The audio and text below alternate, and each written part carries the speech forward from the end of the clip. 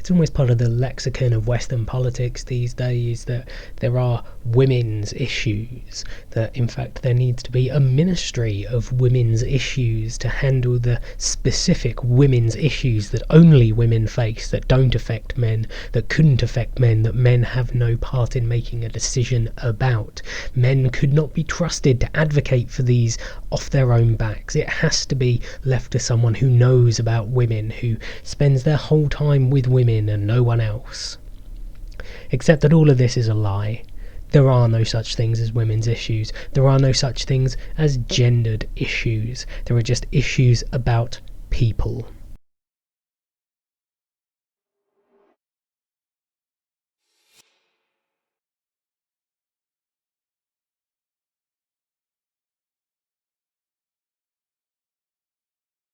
The idea that there are gendered issues is a distinctly feminist one. It's something that they came up with to essentially facilitate the idea that women are victims, that there are certain things that can only happen to women, that men can only perpetrate.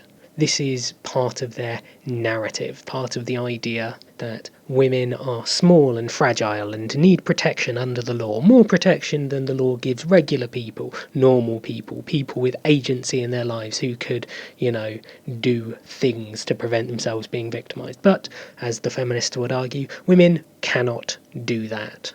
And so they started telling themselves fairy stories about how issues could only affect women.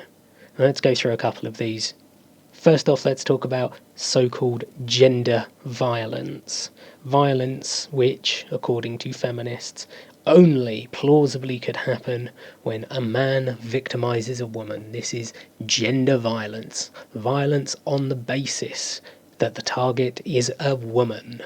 Just from that definition, it should be fairly clear that this isn't something that is reciprocal. It's not a term that could be helpfully applied to anything else. It's something that's been made up specifically to cloak the man-hating ideology of feminism in pseudo-scientific language. The idea of this is nonsense.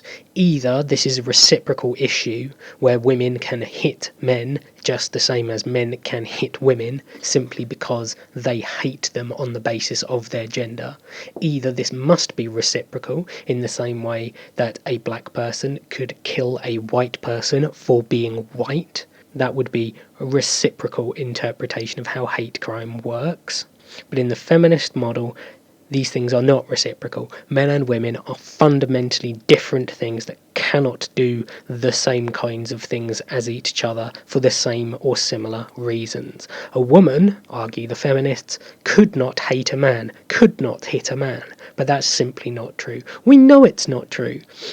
Even on the basis of the most facile interpretation, we know that men and women are very similar, that it is possible for a woman to hit a man. Most of us have seen it happen. A good chunk of men have had it happen to us. And yet, this is still referred to not as gender violence, but as not an issue, not a thing. Oh, maybe it's a crime, sort of, although all men have it coming. It's not a gendered issue when a woman hits a man, even if it's because she hates him as a man. The facts simply aren't on their side either. Even if we just focus on domestic violence, something that feminists like to advocate is a specifically feminist issue, the numbers simply don't bear it out. They certainly bear out that perhaps men on average cause more injuries when they hit female partners. But what it doesn't bear out is that women do not hit men in the home, that they do not attack, berate, or otherwise threaten or harm their partners. They do. They do it just as frequently as men, and that's a positive thing in a certain respect, because it means that, at least in this field of human endeavour, men and women are pretty much equal. That a woman is just as likely to hit a man as a man is to hit a woman. And that goes to show that the egalitarian model is probably correct, that even within these dreadful things, human beings are human beings and do things for human reasons. They don't do it off the back of hatred, they do it because they were drunk, or because they were angry, or because they have impulse control problems, or simply because they wanted their partner to shut up. And women are just as guilty of that as men. The other side of the coin is, of course, rape and sexual assault in terms of gendered violence. This, of course, totally skips over the fact that a man can absolutely be raped by both another man or a woman.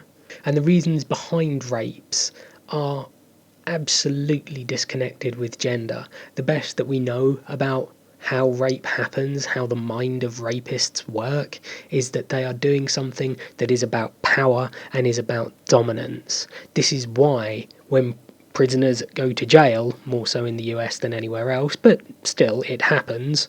This is why when prisoners go to jail, why violent, aggressive men who are roaringly heterosexual begin to display their dominance over other men by raping them. Rape is not about sex. It is not about sexuality. Rape is about power and nothing else. Power is not a gendered issue. Women do not have more power than men, since on average people have no power. Power has no gender, and just the same as some men will try and exert power over some women will try to exert some power over some men through the exact same mechanism. The fact alone that we can imagine that a man might rape another man, that a woman might rape another woman, or indeed that a woman might rape a man, goes to show that this is not a gendered issue. It could not be a gendered issue. While we might theorise, although we don't know, that more women are victims of rape than men are victims of rape, the fact that any woman could perpetrate the same crime is all the evidence you need that this is not a gendered issue. Women who rape are not emulating men. They are not repressed transsexuals. They are women who think like women, who do women's things, who live women's lives, and still rape. And this is where the Marxist, feminist, class-based idea of the world begins to fall apart. We're talking about human behaviour here. We aren't talking about facile, simple group divisions in the world. The fact that we can say one woman would rape is all that you need as a counterexample to say that this is not an issue that follows gender lines and nothing else. The issues behind it, the reasons why a person would want to hurt other people, are not connected to their gender particularly. The fact that there are fewer women who rape is incidental to this point.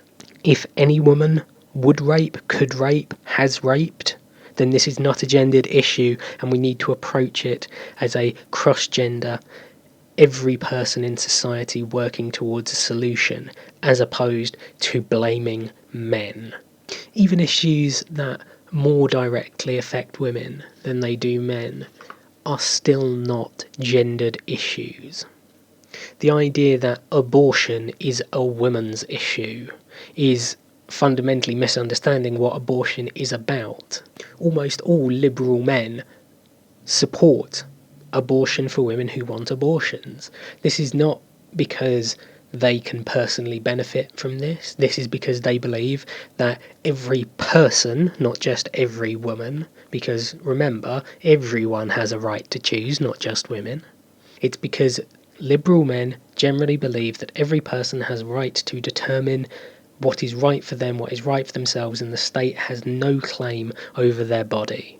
This is true of both men and of women. The state cannot force a man to have a medical procedure that he does not want, nor can it force him to not have a medical procedure that he does want. It is his decision to have. The issue at odds here is nothing to do with abortion by itself. It's to do with personal autonomy, liberty, and the scope of the power of the state to intrude over that. This is only a gendered issue if you refuse to acknowledge that men are human beings too. Men have the rights just exactly the same as women do. They may have less call to exercise those rights for the most part. There are very few things that a man might have medically done to his body that the state would have any interest in controlling or preventing him doing. But that's very much not the point. The point of all of this is that, in theory at least, there is nothing that a woman should want to have medically done to her body that the state should have any reason to stop her doing. even when we're looking more on the world stage rather than domestically. And by the way, am I the only one who sees a problem with a democratically elected government dictating what is right and wrong to people who didn't vote them in? That seems a bit strange to me, but whatever. Even when we do look outside of our own countries and we talk about issues like female genital mutilation, etc., we can see that these are not gendered issues if we think about it even for a moment. The same laws that say women cannot forcibly have their genitals mutilated should, in theory, also say that men cannot forcibly have their genitals mutilated, but they don't. Because these were laws created by feminists with the only idea in mind to protect women and women alone, we've ended up in creating laws that protect women that do not protect men. Where before, the ideas of medical autonomy, personal freedom, freedom from harm and torture even, would protect every person from having their genitals forcibly mutilated, today we have created laws that say that actually only women are protected from this. And this is seen as a victory for ministries for women, because women and women alone are the target of such things, of course. The problem with all this is not necessarily that what women's issues proponents are trying to do is necessarily bad. If they're trying to fight domestic violence, if they're trying to combat rape, if they're trying to combat female genital mutilation, if they're trying to combat any major issue which is traditionally gender blinded, then good for them. If they're helping people, if they're doing a good thing, then why do I have a problem with that? The problem here is ideological. The problem here is that they are advocating on the basis of bad facts and bad premises. Exactly the same as I would stand up and argue against a scientist who was arguing on the basis of the phlogiston theory or the miasmic theory of disease transmission. What they're saying may be good, they may be teaching something that's relevant and important, they may be inspiring people to change their lives and ways, but that doesn't matter. They're lying to these people. Worse than that, they are worse than lying here. They are giving people a false impression of the world and how it works. By telling men that they cannot be raped, they cannot be abused, they cannot have their genitals mutilated, and that if they do, there's something wrong with them, because society has no interest in protecting them. You are telling them that men cannot be victims. And that's an evil thing to tell young men. To tell them that when you are the victim of a crime, no one will listen to you. The pervasive feminist myth that rape victims do not come forward because they believe that no one will listen to them has died years ago. It is written into law today that all rape allegations must be believed, unless they're made by men. By looking through the lens of gendered issues, all you do is exclude victims. All you do is tell people that they are not important. If these issues are important enough to spend hundreds of millions of pounds researching and trying to find root causes, trying to figure out how to solve them, if this is research that is worth doing, then we must be honest with ourselves about who is doing it and why. The reasons that women hit men are exactly the same as the reasons that men hit women. The fiction that this is somehow different, that this is somehow some different form of crime that no one's really all that interested in getting to the bottom to is monstrous.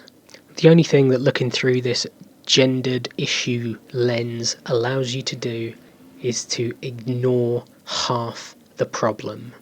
And that's just fine for feminists. That's just fine because they do not care about men. They do not care about the problems that men have or the issues that they face. They are not interested in equality to any level. They are interested in furthering the agenda of women and nothing else. That's why they use this gender-based nonsense. Because all they care about is women, and through that point of view, it gives them license to ignore and hate men. I'm the political animal, and I am not a gendered issue.